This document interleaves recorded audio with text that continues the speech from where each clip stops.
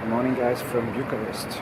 I'm heading to Romania Square to join a free tour to get to know the city. We don't have any mosques nor anything else to remind us of the Ottoman times.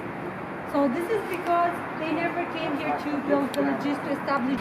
Good morning guys from Bucharest. What's up? Finally sun is back again. I just wanted to give you a little resume about the tour I did yesterday. It was a walking tour through Bucharest where we got some interesting facts about the city. I'm just walking next to the Boulevard Unirii, which is that avenue over there. On that avenue it connects the Unirii Square where I've just been. You have seen all those fountains in the video, with the Constitution Square where I'm heading to now. And there is the heaviest building in the world, the Palace of the Parliament of Bucharest.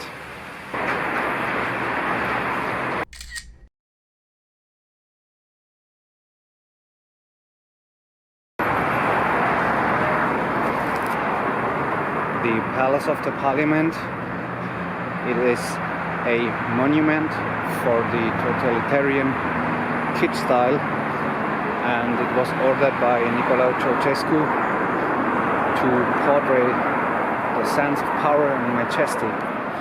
The construction began in '84 and it took over 13 years to complete the building.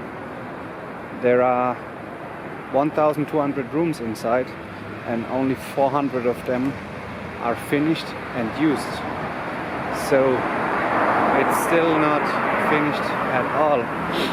It counts with 13 floors, 8 of them being ground floors, and the last one is an atomic bunker because Ceaușescu, he was afraid of a nuclear war. The Palace of the Parliament, it's not only the heaviest building with 4 billion kilogram, yeah, you've heard right. It's also the world's 3rd largest administrative building after the Pentagon in Washington and Longdao in China. The construction began in 1984 and initially they wanted to complete it within 2 years, but then they extended it until 1990. In the end it took longer until 1997, so after 13 years it was finished. And nowadays there are still rooms which are not finished yet. It counts with 1,100 rooms and only 400 of them could be used. Our guide, she also told us that there were more than 1,400 ceiling lights and more than 400 chandeliers inside. And to light the building, it's like to power a medium-sized city. After that, I made a research online, and yeah, it's true. Only the cost of the electricity, the heating and the lighting, it exceeds 6 million euros per year. Could you imagine that? In that palace there is also a huge carpet which alone weighs more than 14 tons. So the ex-communist leader Ceaușescu, he always wanted to have the biggest, the best and the strongest to impress the world. So the boulevard I've been walking across, it's 40 meters longer than the Champs-Élysées in Paris in France. Romania is a very religious country. The majority of the population, they are followers of the Orthodox Church. And look what they are constructing there, just next to the Palace of the Parliament.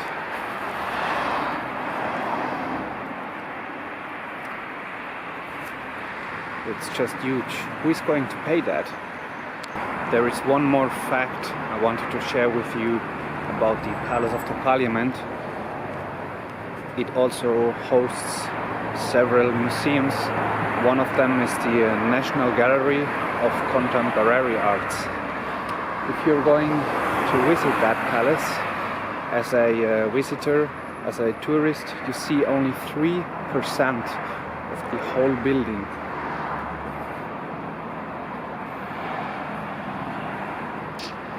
Last year in 2018, Romania celebrated its 100 years after the Great Unification, because in former times Transylvania was not part of Romania. And yeah, in 1967 Bucharest was only the capital of Wallachia, the southern region of Romania, and later it became the capital of the whole country. Talking about Nicolae Ceaușescu, the ex-communist leader who ruled Romania from 1965 until his execution in 1989, he was actually loved by the population. He gave them buildings, he opened factories.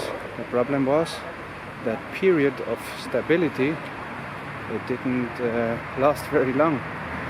Due to a failed oil venture in the 70s, Romania ran into foreign debts. So Ceaușescu, he decided to pay all the debts off, of course. So what did he do?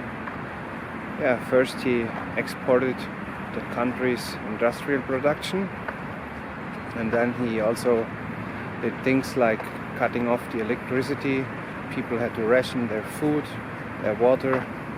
Yeah, even they couldn't use the heating. It was only allowed to heat up the buildings during 1 hour in the evening. And imagine here in Bucharest, the temperatures in the winter time, they could fall down to 20 degrees below zero.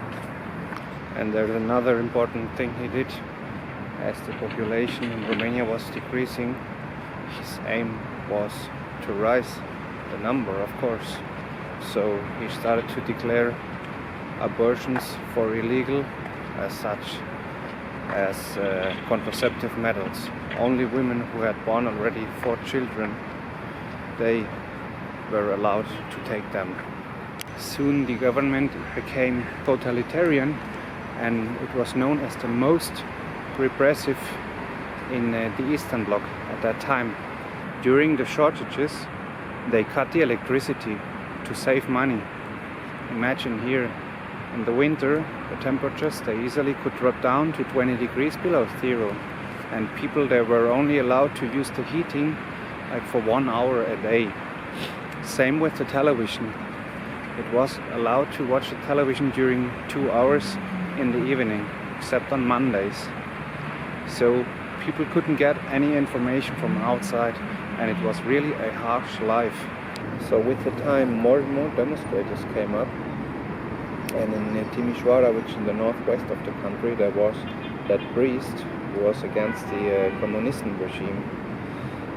Following the situation, as it didn't get better, Ceaușescu, he decided to give a speech to the population. So he carried all the people by buses to the Revolution Square in Timișoara. He promised social manners, he wanted to rise up the salary, but people, they didn't believe in him anymore. So many of them, they were ran over by tanks. Yeah, but soon the situation changed. The army changed to the side of the population, and now they were against Ceaușescu. So Ceaușescu and his wife, they fled by helicopter to another city. But later they got caught and were put in a prison during 3 days, where he didn't answer any question. Yeah, and later he was sentenced to death because of cruel treatment and genocide. So everybody could see the execution of him and his wife on the television. Yeah, and it was on Christmas Day. After the communism, people had to suffer again because factories were closed, people lost their job, yeah, and the rents were high. That time, if you asked people if it was better during or after the communism, most of them, they said during the communism. So that church over there is the oldest church of Bucharest. It's called St. Anton, and it's named after St. Anthony, who is also patron from children. And he protects them from diseases, and it's also patron for people with debts or who have got money problems. So if you have got money problems, come to the church and pray. The church I've just been to, it suffered a lot. First there was a fire in 1611, and then it was invaded by Turkish people, and later it was damaged again by a fire and an earthquake. That's one of the destroyed social buildings which was given to families with low income during the communism. Yeah, and later they were given back to the population, but they are still in trial because a lot of papers were lost during the communist regime. I'm in the center right now and look at that, it's so touristy. Everything for the tourist meals. And it's way more expensive soon comparing to the other places I've been.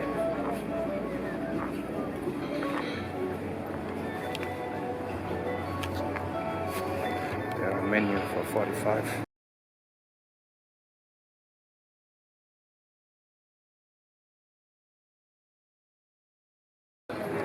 And look over there, that building seems to be refurbished.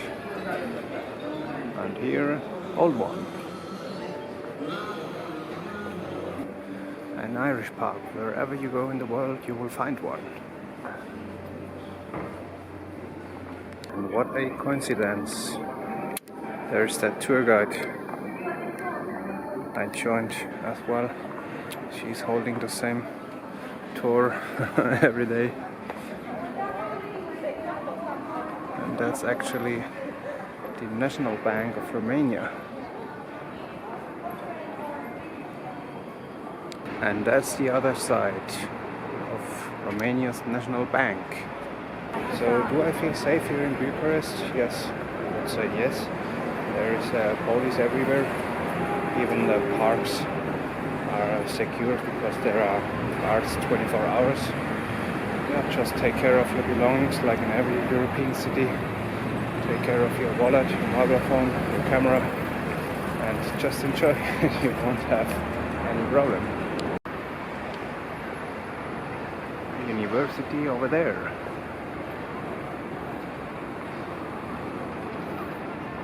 I also wanted to mention the public transport here. You can go by metro, by bus or by tram. I took the metro and I paid 5 lei for 2 journey ticket because you can't buy a single ticket. Yeah, 5 lei for 2 journeys, which is about €1, slightly more than €1, and 50 cents for 1 ride, which is pretty fair, I guess. And the bus, when I arrived to Gara de Nord, to the main station, I took a bus to the center. It also costs me 5 lei, but it includes the card, which is rechargeable. And for 1 single ride, it costs only 1.3 lei after, which is really very, very cheap. A beautiful church with beautiful gardens.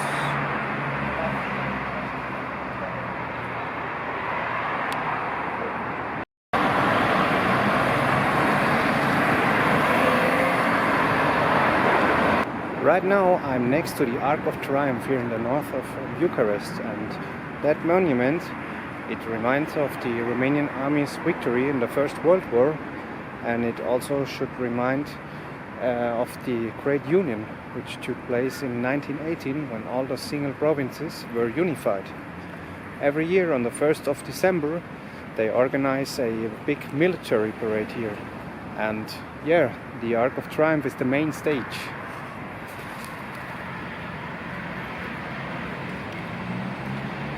I've been staying here for 3 days in Bucharest. At night I'm leaving to Sofia, the capital of Bulgaria. I'm taking a night bus. And yeah, I've been staying at a hostel, which is driven by a young couple. He's Mexican, she's Romanian. Very nice. It's called Mil Pasos Hostel, and I paid 38 lei for a night, which is pretty cheap. Everything was clean, comfortable. So if you want, you will find the link in the description. So let me show you how to buy a metro ticket here in Bucharest. First you choose English, and then you can't buy a single trip. They force you to buy 2 trips. The price of 2 is 5 lei, or you could buy 10 trips, which was only 20, so it's up to you.